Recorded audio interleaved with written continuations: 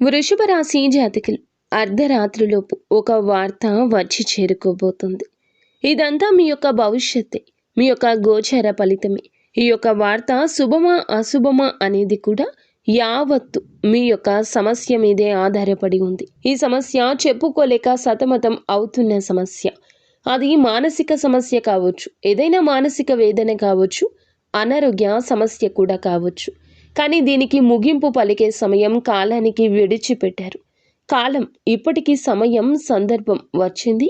అర్ధరాత్రిలోపు మీకు ఆ బాధ తీరక మానదు. ఎప్పుడైనా సమస్యను చూసి బెంగపడవద్దు, బాధపడవద్దు.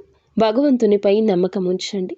సంశయం, సందేహం ఇక ఉండకూడదు. మిమ్మల్ని మీరు తప్పక నమ్ముకోండి. మీకు ఇంకా ఇతరత్ర ఎటువంటి సమస్యలు, సంతాన సమస్యలు, భార్యాభర్తల సమస్యలు, స్త్రీ పురుష వశీకరణం కూడా చేయగలరు మా గురువు గారు. 3 రోజుల్లో పరిష్కారం లభించును.